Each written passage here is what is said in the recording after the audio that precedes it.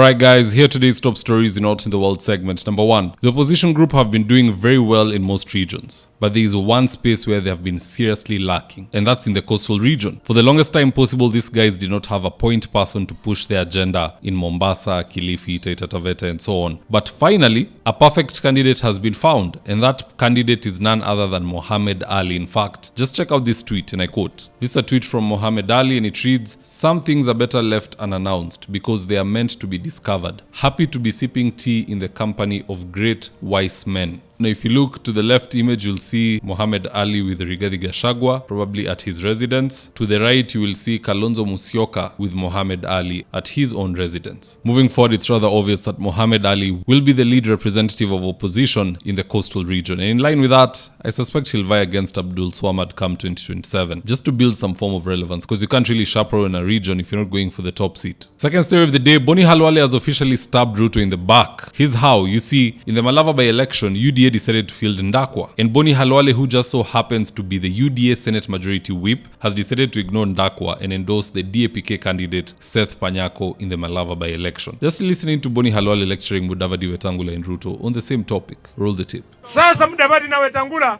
wanatanganya nyinyi kwa matanga ati wanataka kuwa rais. Ukiuliza lini, wanasema 2032. Mwenye 2032 na 2027.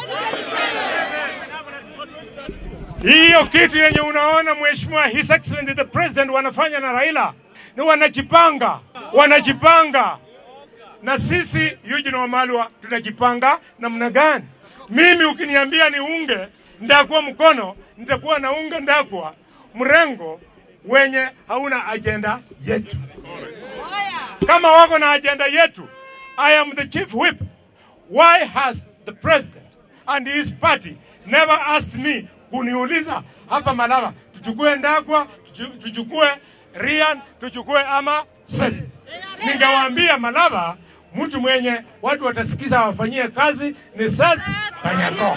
I'm so sure Ruto wants to get rid of Halwale by this point, but he can't. If he does, Kakamega will forever, and I mean forever, be lost. Because a combination of Malala and Boni Halwale can never be defeated. Yule mtu Ruto anategemea ni Fernandez Baraza, who comes from ODM, and it just so happens that he's not working. He's at loggerheads with Oparanya, who in fact prefers Mama Elsie. And then there's videos of him akienda kwa mganga, so people don't want somebody who is dabbling in witchcraft or sorcery. They don't want someone who is working. They don't want someone who is not in good books with Oparanya, because according to the citizens of Kakamega, Oparanya did a good job for 2 terms despite ile kickbacks alikuwa anafuatwa nayo through EACC. So Ruto has no option. He can't touch Halwale at this juncture. Third and final story of the day, a fearless officer has just informed Murkomen that the main reason why we have a shortage of personnel in northern Kenya, where there's a lot of insecurity, is because 70% of the National Police Service is comprised of watoto wa wakubwa. So how then do you send them to hardship areas when they have literal godfathers in the police service? It doesn't make sense, right? Just listening to this. Kwizi tumeandika watoto wa kubwa,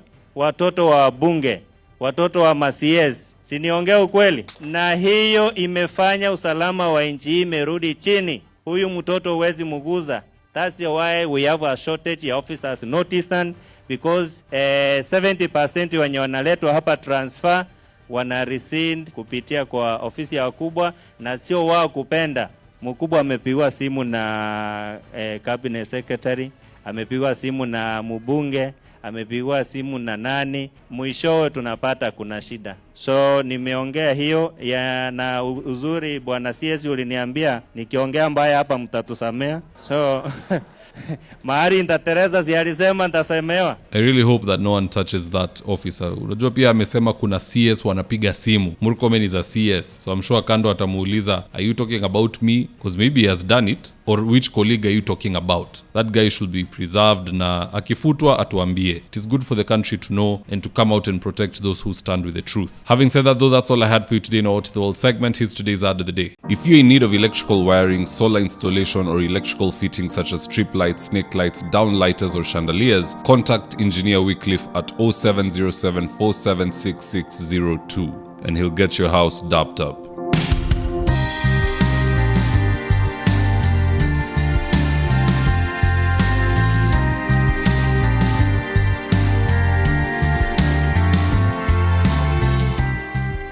Now, if you're here for the first time, please go on and hit the subscribe button. And if you're watching for a different platform, just head on over to YouTube, search for David Wafula, hit the subscribe button. You're going to be getting a ton of content of this nature. If politics is something you're passionate about, this is definitely the one channel that you really need to subscribe to.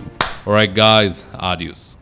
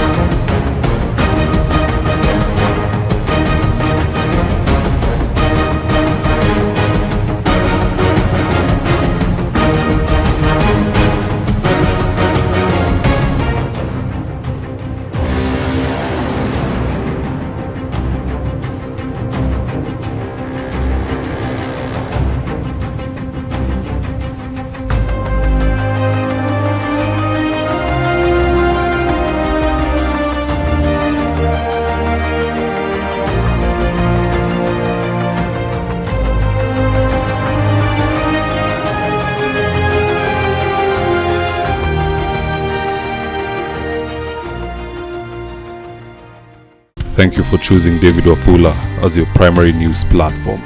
We put countless hours in research, recording, and editing. By showing up each and every day to watch our videos, you encourage us to generate more videos for the viewers. We are on a mission to inform, educate, and build a better tomorrow. To our thousands of followers in a world full of presidents, kings, and queens, you are the real gem.